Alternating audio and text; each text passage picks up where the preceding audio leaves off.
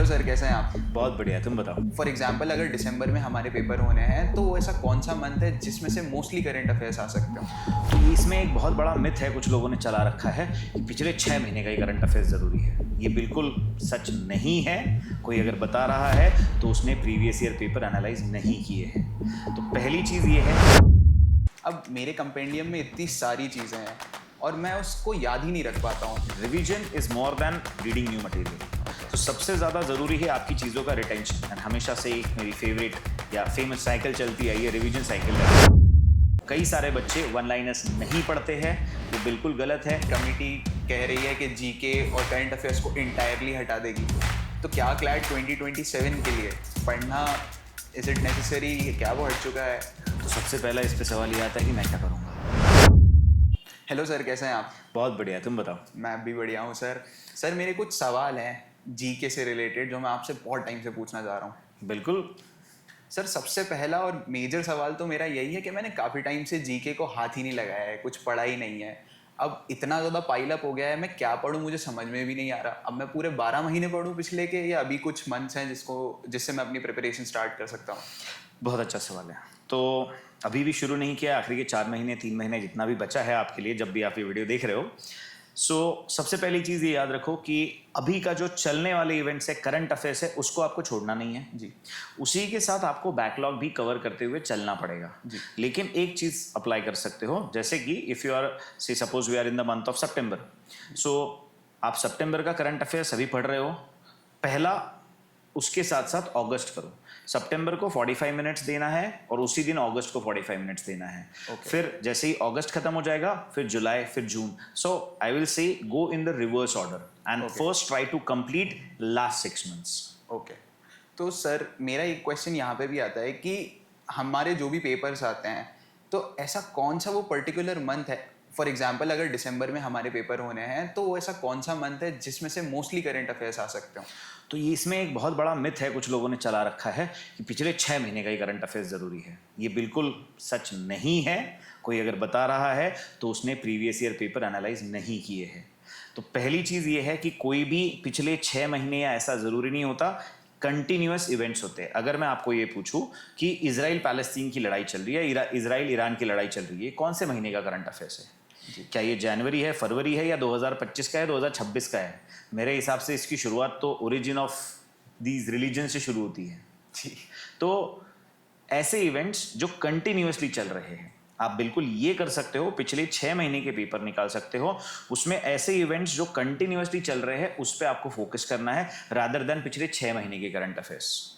Current affairs के continuation के events पूछे जाते हैं, तो my suggestion would B same कि आप 6 महीने या 4 महीने इस पे मत जाओ, पिछले 1 साल में आप पूरे देख लो कि कितने इवेंट्स हैं जो न्यूज़ में चल रहे हैं, उनकी लिस्ट बनाओ एंड उससे आप पढ़ सकते हो। तो सर, मेरा एक और बहुत इंपॉर्टेंट क्वेश्चन है जो कि बहुत 2-3 साल से लोगों को परेशान भी कर रहा है। क्या स्टैटिक जीके पढ़ना अभी भी वर्थ इट है? So if you see last 2 years के पेपर 2025 और 2025 में there were 2 passages of static GK, 2026 में भी स्टैटिक आया था। लेकिन क्या ये पढ़ना वर्थ इट है, ये एक अलग सवाल है। क्योंकि अगर मैं स्टैटिक जीके की बात करूं तो इसमें आता है history, polity, geography, economy. History में भी आता है एंशिएंट, मेडिवल, मॉडर्न, और बाकी सब में भी ऐसे ही। अगर आप ये सब पढ़ने अभी बैठोगे या फिर इसको अपना टाइम दोगे तो ये समंदर है जिसको कभी आप खत्म नहीं कर पाओगे। सो माय सजेशन वुड बी, आप जिस भी कोचिंग में जहां भी पढ़ रहे हो वहां पे स्टैटिक जीके की क्लासेस होगी, वो क्लासेस कर लो और आपको स्टैटिक जीके का मटेरियल मिला होगा, उस मटेरियल को गो थ्रू कर लो। अलग से लूसेंट या कोई किताब लेके स्टैटिक जीके पढ़ने की जरूरत नहीं है। प्लस एग्जाम में जो स्टैटिक जीके आया था वो बहुत बेसिक था और कई सारे क्वेश्चंस के आंसर पैसेज में ही थे स्टैटिक के। So you can just rely on the things that you have, nothing to go in depth for static GK as of now. तो सर, जैसा आपने भी कहा कि कोचिंग का भी मटेरियल है हमारे पास और भी काफ़ी सारी चीज़ें हैं, लूसेंट वगैरह है पढ़ने के लिए। अब मेरे कंपेंडियम में इतनी सारी चीज़ें हैं और मैं उसको याद ही नहीं रख पाता हूँ। मैं पढ़ता हूँ, मैं भूल जाता हूँ अगले हफ्ते तक। तो ऐसा क्या तरीका है या ऐसा कौन सा साइकिल है जो कि मुझे इस चीज़ में हेल्प कर सकता है कि मैं पूरा मटेरियल याद रख सकूँ? सो जीके में हम हमेशा ये कहते हैं कि revision is more than reading new material. तो सबसे ज़्यादा ज़रूरी है आपकी चीज़ों का रिटेंशन। एंड हमेशा से एक मेरी फेवरेट या फेमस साइकिल चलती आई है, revision cycle, that is 2nd day, 7th day and 28th day. अब ये हो सकता है कि अपने एग्जाम को 3 महीने बचे और सेकेंड 7 डे और 28 डे और यू कैन से ये साइकिल आपके लिए उतनी यूजफुल नहीं है। आइडियल होता है कि आज पढ़ा है तो कल रिवाइज करो 7वें दिन पे और 28वें दिन पे। अब हो सकता है वो पॉसिबल नहीं है, तो माय सजेशन वुड बी आज जो भी आपने पढ़ा है, सिंपल लॉजिक रखो, आज जो पढ़ा है वो अगले दिन की पढ़ाई शुरू करने से पहले रिवाइज जरूर करना है। सो एक दिन पहले जो भी पढ़ा हो वो अगले दिन रिवाइज करो, फिर ही उस दिन की पढ़ाई स्टार्ट करो। And second revision you can keep it, her Sunday आपका मॉक होता है, संडे के पहले सैटरडे बैठ के आप जो भी एक हफ्ते में आपने पढ़ा था उसको एक और बार रिवाइज कर लो। इससे आपका second and 7 day revision sorted हो जाएगा and this is more than sufficient. देखो जीके में ना एक प्रॉब्लम ये भी है, इवन आज भी मैं पढ़ाता हूँ तो कई सारी चीजें मैं खुद भूल जाता हूँ जी। बिकॉज इसकी कोई लिमिट नहीं है and it is not at all necessary कि आपको हर चीज मगअप करनी है। सिर्फ इतना होना चाहिए कि मेरे सामने एक क्वेश्चन है, 4 ऑप्शन है, उनमें से एक आंसर है, मैं उसे चूज कर सकता हूँ पढ़ के। आंसर आपकी आंखों के सामने है, आपको बस चूज करना है। तो सर 2-3 साल से ये सबको परेशान कर रहा है कॉम्प्रिहेंशन बेस्ड क्वेश्चन, कि कई बार ऐसा हो जाता है पैसेज में ही आंसर निकल जाता है। तो क्या ये पैसेज पढ़ना ज़रूरी है, अभी भी वैल्यू है कि नहीं? सो फर्स्टली अगर मैं तुम्हें ये पूछूं कि एग्जाम में जीके को जब तुम मॉक देते हो तो अपन क्या बताते हैं, ideal time for GK is around 12-13 minutes. 12-13 minutes. अब वहां पे 28 क्वेश्चन के लिए 6 पैसेज है। 6 पैसेज पढ़ के अगर तुम्हें उनके आंसर करने की कोशिश करोगे 20 मिनट कहीं नहीं गए। ओके। तो जीके में अगर तुम पैसेज पढ़ने का सोच रहे हो तो तुम वैसे ही बाहर हो चुके हो। It is not at all necessary. और वो सारे क्वेश्चन ऐसे होते हैं जिसके आंसर अगर तुमने ठीक ठाक जीके की पढ़ाई करी है ना तो तुमको वैसे ही आते होंगे। और अगर नहीं आ रहे हैं मतलब तुम्हारा जीके पिटा हुआ है, तुम्हें पैसेज पढ़ने की जरूरत नहीं है। So if you read the passage you are wasting the time. ये फिर भी कर सकते हो कि फर्स्ट आप एक बार 10 मिनट देके सारे क्वेश्चन को गो थ्रू कर लो। अगर आप पैसेज नहीं पढ़ोगे तो 10 मिनट में आपके सारे क्वेश्चन पढ़ के हो जाएंगे। आंसर्स मार्क कर दो। हो सकता है 5-6 क्वेश्चन आप आंसर ना कर पाओ और आपको क्वेश्चन पढ़ के ही पता चल जाएगा कि ये पैसेज बेस्ड क्वेश्चन है। ओके। एट द एंड जब आपके पास 5-10 मिनट बचेंगे तब आप उन क्वेश्चन पे जा सकते हो, पैसेज को टाइम दे सकते हो और एडिशनल क्वेश्चन लगा सकते हो। अगर आप पिछले 2-3 साल के टॉपर्स के इंटरव्यूज देखोगे, किसी ने नहीं बोला है कि वो जीके पैसेज पढ़ के आंसर करते थे। अब सर मुझे क्लैट भी देना है, मुझे एलिट भी देना है और 4 ही महीने बाकी रह गए हैं। अब मैं कैसे पढूं, दोनों का सेपरेट पढूं, एक साथ पढूं, मुझे समझ नहीं आ रहा है। So from the GK perspective I will suggest कि पहले चीजों को आइडेंटिफाई करो ओके। कि क्लैट में किस टाइप का आता है, एलिट में किस टाइप का आता है। तो आपको पता चलेगा कि आज की डेट में क्लैट में भी वन लाइनर्स आते हैं, क्लैट में भी स्टैटिक जीके आता है। और यही 2 अलग चीजें थी जो आपको एलिट के लिए पढ़नी थी। तो अगर आप क्लैट के लिए भी वन लाइनर्स पढ़ ही रहे हो और स्टैटिक जीके भी पढ़ ही रहे हो तो आपको एलिट के लिए स्पेसिफिकली अलग से कुछ पढ़ने की जरूरत नहीं है। But my suggestion would B yes from the CLAT perspective also कई सारे बच्चे वन लाइनर्स नहीं पढ़ते हैं, वो बिल्कुल गलत है। क्लैट में पिछले कुछ सालों में 28 क्वेश्चन अगर आप देखते हो उसमें से कम 8 से 10 सवाल वन लाइनर्स के होते हैं। वन लाइनर्स का मतलब है कोई भी ऐसा सवाल जिसका आंसर किसी का नाम है, कोई जगह है, कोई नंबर है। जाके चेक कर लो पिछले 10 साल के पेपर, 8 से 10 वन लाइनर क्लैट में भी आते ही आते हैं। तो उस वजह से आपको वन लाइनर भी पढ़ने ही है। तो आपको सेपरेटली चलाने की जरूरत नहीं है। जस्ट इंश्योर कि ये सारी चीजें आप आपके क्लैट प्रिपरेशन के लिए कर रहे हो। एक चीज जरूर मैं एलिट के लिए सेपरेटली बोलूंगा या बताऊंगा, target to complete the elite preparation is 15 days before the CLAT exam. आखिरी के 15 दिन आप एलिट की तैयारी नहीं कर सकते, तो टारगेट लेके चलो 15 नवंबर को मेरी एलिट की प्रिपरेशन विथ रिवीजन खत्म हो जानी चाहिए। अब सर एक मेजर और काफी बड़ा क्वेश्चन है, काफी लोग इससे पीड़ित हैं एट द टाइम। मेरे को अगर करंट अफेयर्स पढ़ने हैं तो एक दिन में मैं कितना टाइम दे दूं उसको, कितनी देर, मतलब इतना मटेरियल है, आधा दिन निकल जाएगा मेरा पूरा करंट अफेयर्स पढ़ने के लिए। So there is a simple rule, GK का वेटेज आपके एग्जाम में है अराउंड 25%। आपके दिन, बिकॉज ये मैं जरूर मानता हूं कि जीके सबसे लेंदी सब्जेक्ट है, सबसे ज्यादा टाइम मांगता है, लेकिन अगर वो आपके एग्जाम का 25% है तो आप आपके प्रिपरेशन टाइम का मैक्सिमम 40% उसे दे सकते हो। मान लो अगर आप एक दिन में प्लान कर रहे हो कि मुझे 6 घंटे पढ़ाई करनी है तो आप 2 से 2.5 घंटा जीके को दे सकते हो। अगर वो उससे ज्यादा दे रहे हो that means there is some compromise which is happening in other subjects. और जीके अकेला एग्जाम क्लियर नहीं करवाएगा, बाकी सेक्शन भी जरूरी है। तो my suggestion would be it can be 40%। In the last 2 months it can increase and go up to 60-70%। लेकिन अभी अभी we are in the month of से अगस्त, सो अगस्त सितंबर अक्टूबर, इन 3 महीनों में my suggestion would be keep it 40 max 50% of your time, not more than that. Okay. And sir एक बहुत major misconception है, मैं चाहता हूँ आप वो भी क्लियर कर दें। एट दिस टाइम न्यूज़पेपर 1 घंटा पढ़ना, is it still worth it?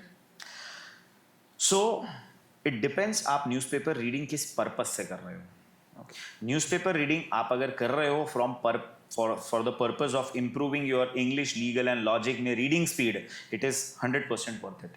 It is very important to identify कि कौन से जॉनरास में, कौन से पार्ट में मेरी रीडिंग स्पीड स्लो हो रही है, उसकी वजह से मेरे इंग्लिश, लीगल एंड लॉजिक में मार्क्स कट रहे हैं।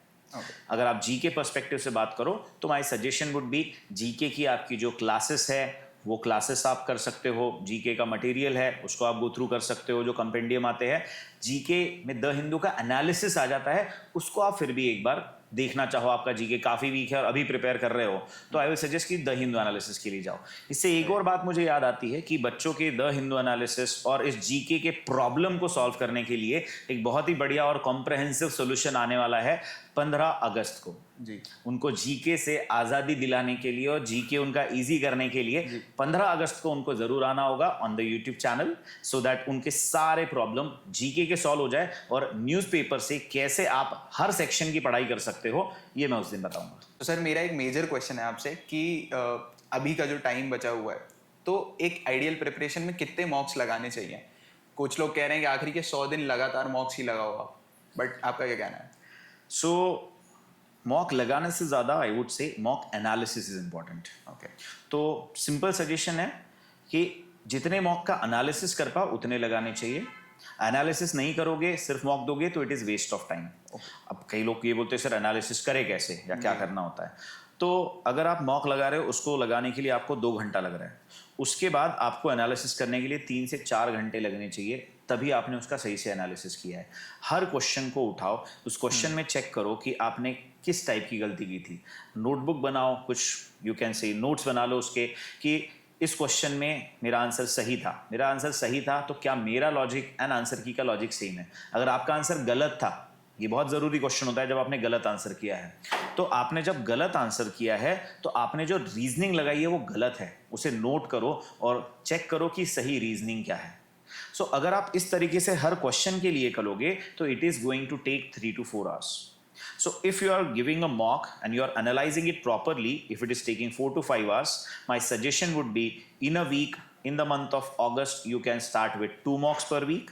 Okay. And in the month of November, if you feel like, you can go for 3 mocks per week. लेकिन उससे ज़्यादा लगाने का कोई फायदा नहीं है क्योंकि आप उसको एनालाइज ही नहीं कर पाओगे। एंड ये जो आप कह रहे हो 100 days 100 mocks, हमने कुछ बच्चों के साथ ये एक्सपेरिमेंट भी किया था, 7 days 7 mock. Okay. It was not successful. तो सर मेरी तो 12th भी चल रही है और क्लाइड भी आ रहा है, 4 ही महीने बचे हैं। अब मुझे समझ नहीं आ रहा, स्कूल वाले बोलते हैं कि 12th इज़ मोर इम्पॉर्टेंट, आप लोग बोलते हो क्लैट इज़ मोर इम्पॉर्टेंट, मैं किस चीज़ का प्रेप कर लूँ? तो इसमें ना कुछ मेरे सवाल है जिसका आंसर आपको ही देना है। ठीक।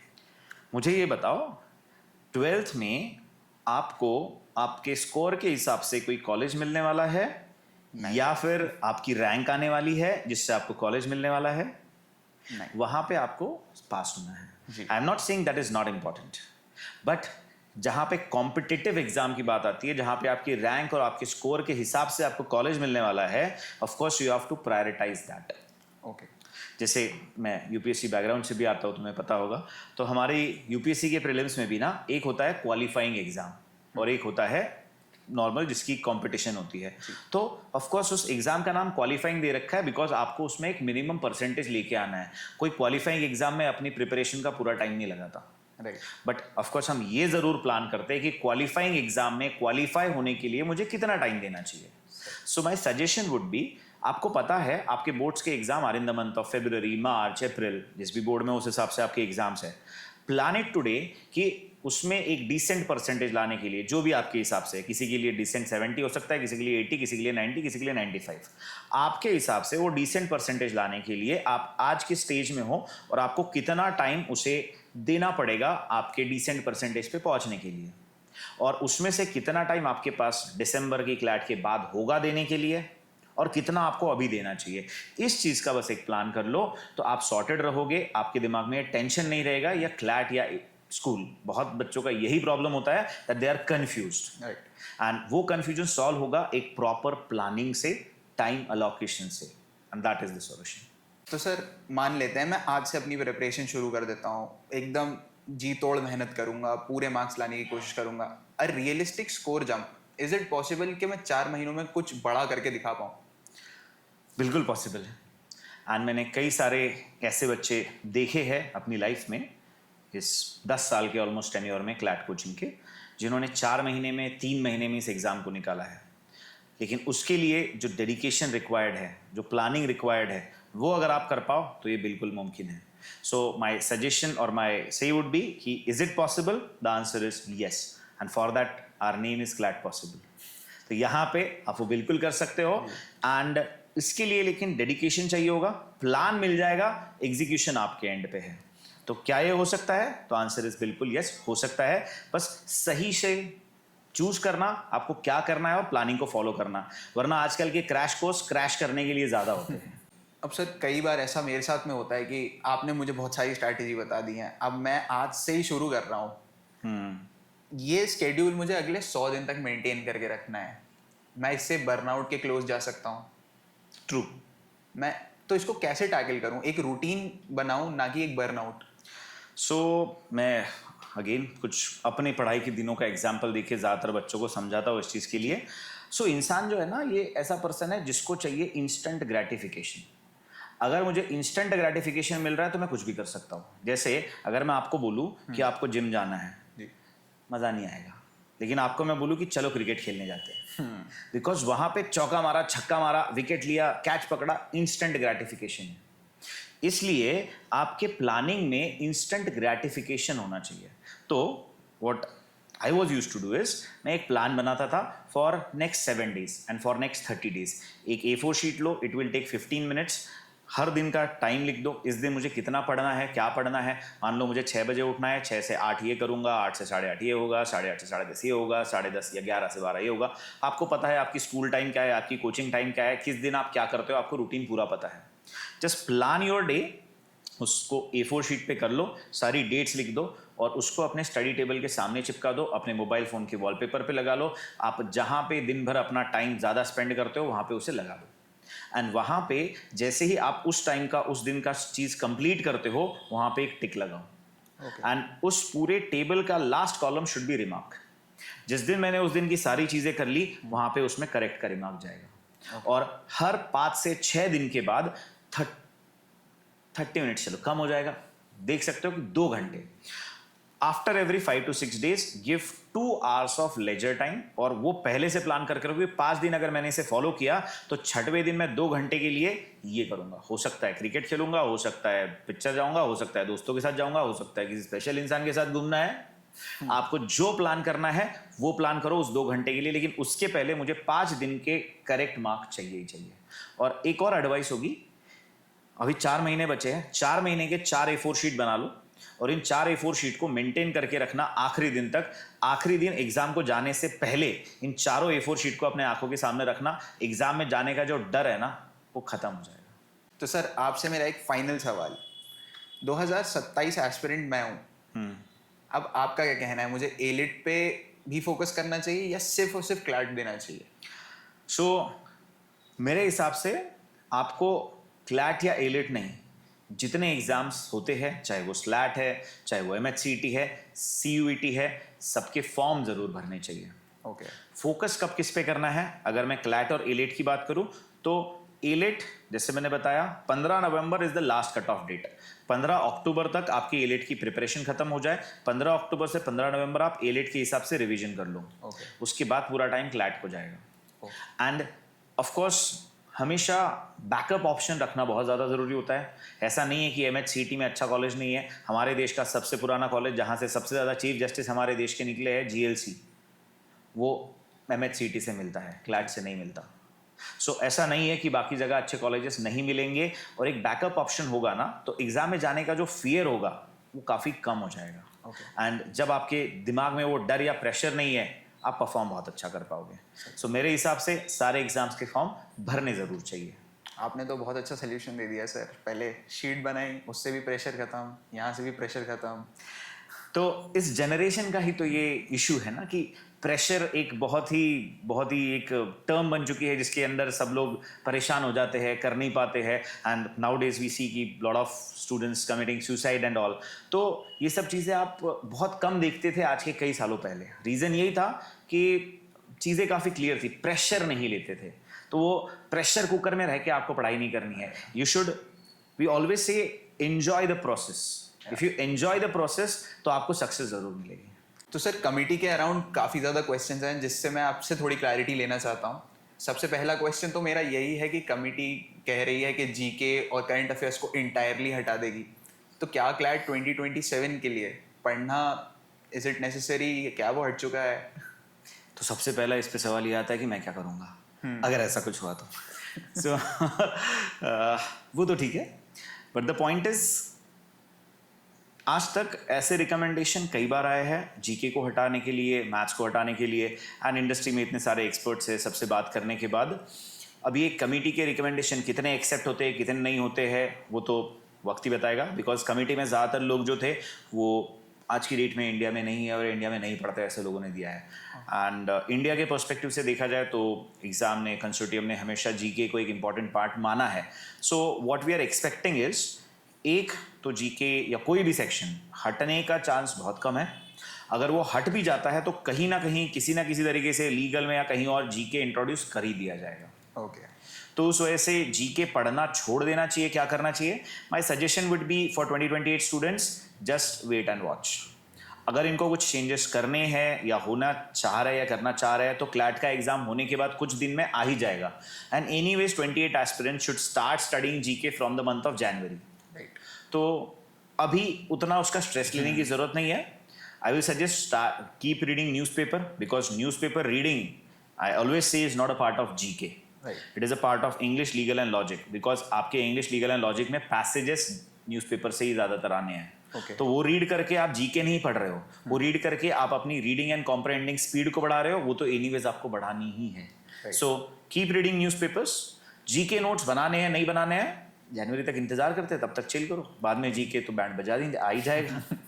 तो सर एक रैपिड क्वेश्चन आपसे इसी सवाल के बाद, 2027 का एक स्टूडेंट है, उसको अपने single minute of GK prep कम करना चाहिए क्या इस रिपोर्ट की वजह से? 27 एस्पिरेंट्स, ऑफ कोर्स नॉट। 27 में तो कोई भी एग्जाम पैटर्न चेंज होने ही नहीं वाला, उसमें तो क्लियरली दे चुके हैं। तो उनको तो भैया सोचना ही नहीं चाहिए रिपोर्ट क्या है, ये क्या होने वाला है। वो तो उनके नसीब अच्छे हैं, 6 महीने से पढ़ रहे थे, 6 महीने और पढ़ ले, जीके आने वाला है, कहानी खत्म है। राइट। तो सर एक आपने तो कहा कि नहीं जाएगा जीके करंट अफेयर्स, बट एक हाइपोथेटिकल सिनेरियो में if that happens sometimes in the near future, तो क्या ये जो हमने इतनी सारी नॉलेज एब्जॉर्ब करी है ये यूजलेस हो जाती है या ये लीगल में रीसर्फेस होती है दोबारा? So if you see 2026 CLAT paper, right, पिछले ही साल का अगर देखते हैं तो एक बार लीगल रीजनिंग का सेक्शन उठा के देख लो। जीएसटी के ऊपर पैसेज आ रखा है जहाँ पे पूरे जीके के सवाल पूछे गए हैं।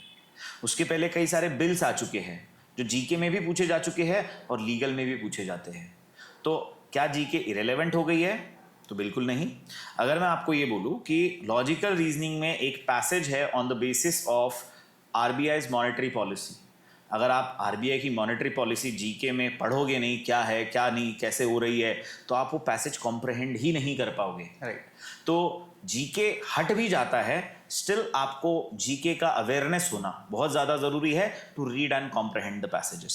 सो माय सजेशन, और यू कैन से जीके हटेगा तो ऑफ कोर्स जीके हो सकता है हट जाए, लेकिन क्या वो आपको पैसेज पढ़ने में हेल्प करता था, करता रहेगा? तो बिल्कुल करता रहेगा। तो सर प्रीवियस क्वेश्चंस को देखते हुए काफ़ी ज़्यादा क्रिटिसिज्म उठा था कि उनकी क्वालिटी भी काफ़ी ज़्यादा डामाडोल हो रही है। राइट। तो 2027 में क्या कुछ बदलाव है इन चीज़ों में? क्या ये जो रिपोर्ट आई है इससे कुछ चेंज होगा क्वेश्चन पैटर्न? सो आप बिल्कुल सही कह रहे हो। रिपोर्ट में ये चीज़ बिल्कुल बोली गई है कि क्वेश्चन क्वालिटी उतनी अच्छी नहीं है, and that is one of the reason because the question quality, GK की स्पेसिफिकली बात करूँ तो जीके हटाने का रिकमेंडेशन इसीलिए है क्योंकि जीके में क्वेश्चन क्वालिटी जो है वो बहुत ख़राब है और रूट लर्निंग पे जा रही है। Okay. So what I expect is, अगर उस रिपोर्ट को कंसिडर करें तो हो सकता है इस बार के क्लैट पेपर में जीके थोड़ा एनालिटिकल, थोड़ा इन्फरेंस बेस्ड, या यू कैन से इंटरप्रिटेशन वाला हो सकता है. इन्फरेंस तो नहीं कह सकते, इंटरप्रिटेशन वाला हो सकता है.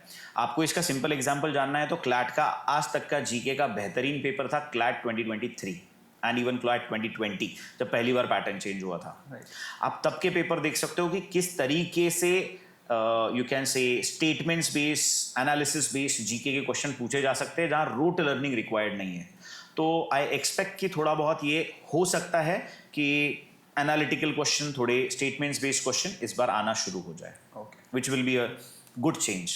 तो सर मान लेते हैं कि किसी ने ये सब चीज़ के बारे में रिसर्च नहीं किया है, पता ही नहीं है, और एक रैंडम टेलीग्राम फॉरवर्ड आया है, हम पैनिक कर गए हैं वो मैसेज ही देख के, वो रिपोर्ट ही समझ के. वहाँ पे आप कैसे उस प्रॉब्लम को टैकल कर सकते हैं, कैसे हम एक एक्चुअल प्लान ऑफ एक्शन पे आ सकते हैं? So firstly if you see, there is one report, GK आ जाएगा थोड़ा इसमें, ग्लोबल रिस्क रिपोर्ट. उस रिपोर्ट में ये कहा है अगले कुछ सालों में भारत में सबसे बड़ा खतरा जो है that is misinformation and disinformation. Right. और ये जो आपने सोर्स बताया, ये वो सोर्स है जो मिस इन्फॉर्मेशन और डिस इन्फॉर्मेशन का है. तो पहली चीज, व्हाट्सएप यूनिवर्सिटी की जगह इस प्रिपरेशन की दुनिया में टेलीग्राम यूनिवर्सिटी बन चुकी है, जहां कोई भी कुछ भी डाल देता है. Right. So my suggestion would B, ऐसे कुछ भी आता है, ज्यादा पैनिक होने की जरूरत नहीं है. क्लैट पॉसिबल का चैनल है, या कोई भी जिस भी कोचिंग में आप हो जहां हो, उनका अगर यूट्यूब चैनल है, तो हर चीज, हर प्रॉब्लम पे उन्होंने सॉल्यूशन, उसने एक वीडियो, एक शॉर्ट, कुछ ना कुछ डाला होगा. उनको देखो, और खुद से भी कुछ सोचना है तो रिपोर्ट को आप ढंग से पढ़ भी लोगे, तो आपको पता चल जाएगा कि उसमें क्या दे रखा है. बस रिपोर्ट देख के पैनिक नहीं होना है, उसको अच्छे से गो थ्रू करो. एंड वीडियो शॉर्ट्स तो सब बने हुए हैं, उनको देख लो, काफी क्लैरिटी आपको मिल जाएगी. क्लैट पॉसिबल कम्युनिटी पोस्ट में भी एंगेज करता है काफी ज्यादा इन सारी चीजों को. राइट. तो वहां पे भी आप देख सकते हो, आपके सवाल है तो वो भी आप पूछ सकते हो, तो बिल्कुल आपको जवाब मिल जाएंगे. So Kabra, you were with Clat Possible for 5 years, yes. and now you are back after 4.5 years. घर की याद नहीं आई तुम्हें Jassi? I ma'am, but I think Odyssey में 10 साल लगे थे, क्लैट पॉसिबल ने मुझे वो 4.5 साल में फील करा दिया. So I have to be back. तो कैसे आई तुम्हें घर की याद? किस पॉइंट पे आई? मैम, कुछ ऐसी चीज़ें थी जो फ्रीडम काम करने का, जो तरीका काम करने का, और जो एक लीडरशिप रोल दिया जाता था इन क्लैट पॉसिबल, वो मैं फिर कहीं नहीं पा पाया. जो एक लॉन्च पैड बना था मेरे लिए, बाकी लोगों ने जिस वजह से मुझे लिया था, वो लॉन्च पैड मेरा क्लैट पॉसिबल था. और वहाँ पे आज क्लैट में आई थिंक जीके में ओजी का नाम दिया जाता है. तो मैं ये कहना चाहूँगा, इस इंडस्ट्री के, हिस्ट्री के जो क्लैट के, जीके के ओजी थे, उनसे मैंने क्लैट पॉसिबल में सीखा था, जिनका नाम था संजय सर.